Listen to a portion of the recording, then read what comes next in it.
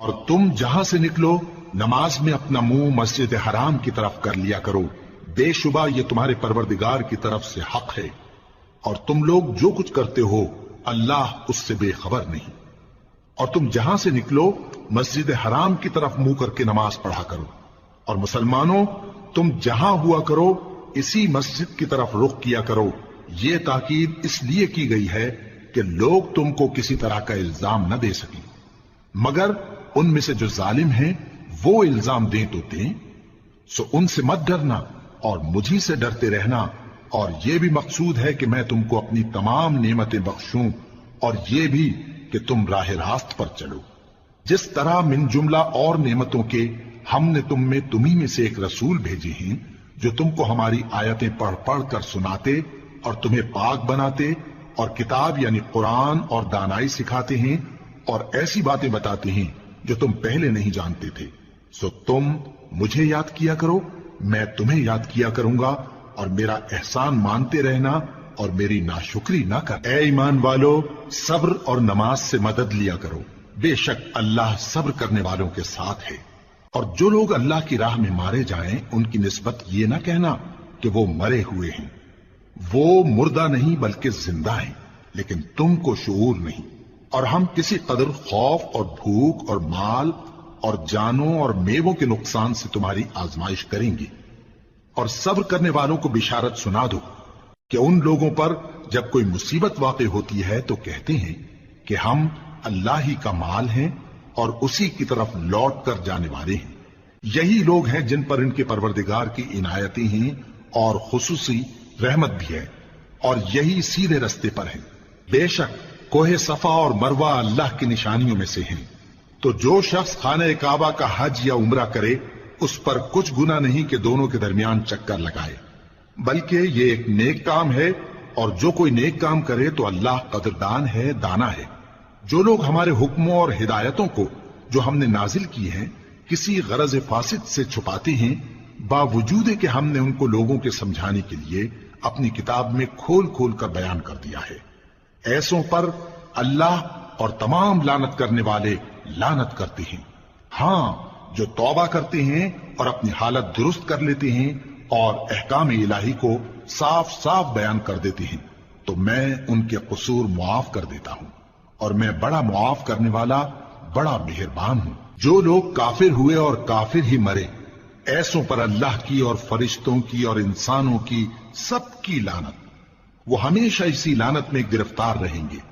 ان سے نہ تو عذاب ہلکا ہی کیا جائے گا اور نہ انہیں کچھ مہلت ملے گی۔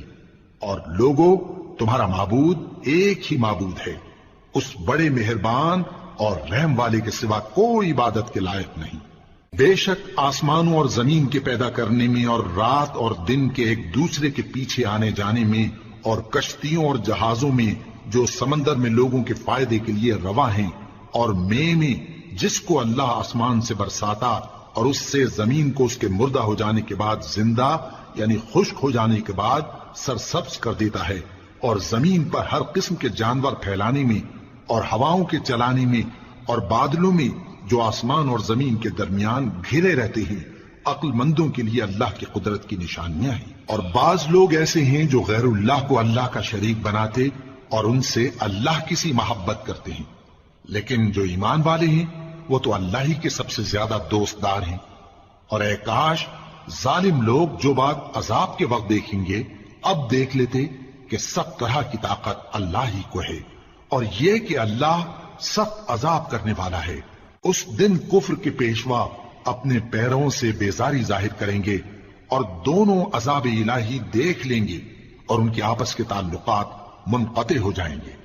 یہ حال دیکھ کر پیروی کرنے والے حسرت سے کہیں گے کہ اے کاش ہمیں پھر دنیا میں جانا نصیب ہو، تاکہ جس طرح یہ ہم سے بیزار ہو رہے ہیں اسی طرح ہم بھی ان سے بیزار ہوں۔ اس طرح اللہ ان کے اعمال حسرت بنا کر دکھائے گا اور وہ دوزخ سے نکل نہیں سکیں گے۔ لوگوں، جو چیزیں زمین میں حلال طیب ہیں وہ کھاؤ، اور شیطان کے قدموں پر نہ چلو، وہ تمہارا کھلا دشمن ہے۔ وہ تو تم کو برائی اور بے حیائی ہی کے کام کرنے کو کہتا ہے، اور یہ بھی کہ اللہ کی نسبت ایسی باتیں کہو جن کا تمہیں کچھ بھی علم نہیں۔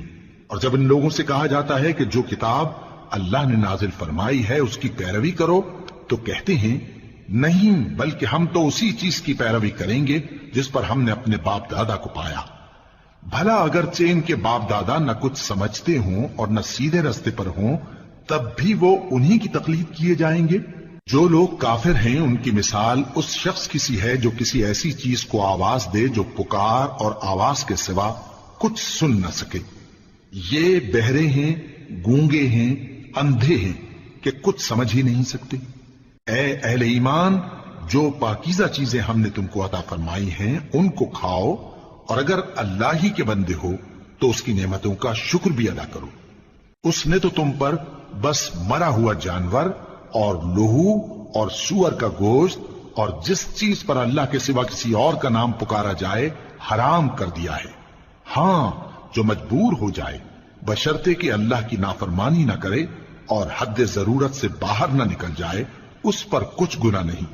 بے شک اللہ بخشنے والا ہے، رحم کرنے والا ہے۔ جو لوگ اللہ کی کتاب سے ان آیتوں اور ہدایتوں کو جو اس نے نازل فرمائی ہیں چھپاتے اور ان کے بدلے تھوڑی سی قیمت یعنی دنیاوی منفعت حاصل کرتے ہیں، وہ اپنے پیٹوں میں محض آگ بھرتے ہیں۔ ایسے لوگوں سے اللہ قیامت کے دن نہ کلام کرے گا اور نہ ان کو گناہوں سے پاک کرے گا، اور ان کے لیے دکھ دینے والا عذاب ہے۔ وہ لوگ ہیں جنہوں نے ہدایت چھوڑ کر گمراہی اور بخشش چھوڑ کر عذاب خرید لیا۔ یہ آتش جہنم کی کیسی برداشت کرنے والے ہیں۔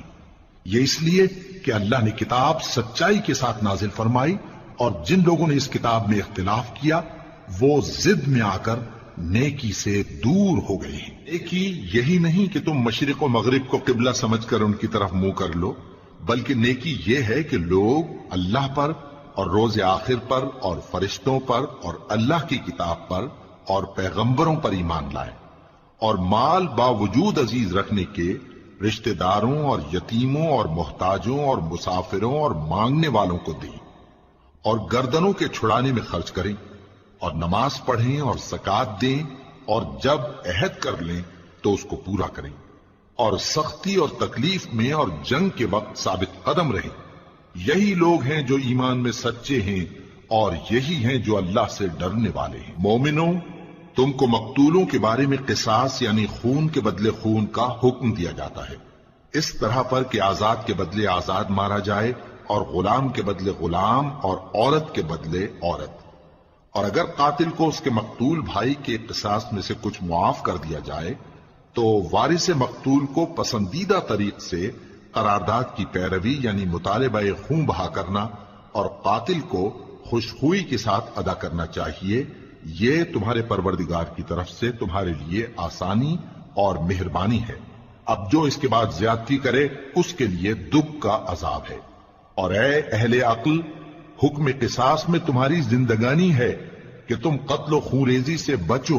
تم پر فرض کیا جاتا ہے کہ جب تم میں سے کسی کو موت کا وقت آ جائے تو اگر وہ کچھ مال چھوڑ جانے والا ہو تو ماں باپ اور رشتہ داروں کے لیے دستور کے مطابق وصیت کر جائے۔ اللہ سے ڈرنے والوں پر یہ ایک حق ہے۔ پھر جو شخص وصیت کو سننے کے بعد اس کو بدل ڈالے تو اس کے بدلنے کا گناہ انہی لوگوں پر ہے جو اس کو بدلیں، اور بے شک اللہ سنتا جانتا ہے۔ اب اگر کسی کو وصیت کرنے والے کی طرف سے کسی وارث کی طرفداری یا حق تلفی کا اندیشہ ہو تو اگر وہ وصیت کو بدل کر وارثوں میں صلح کرا دے تو اس پر کچھ گناہ نہیں۔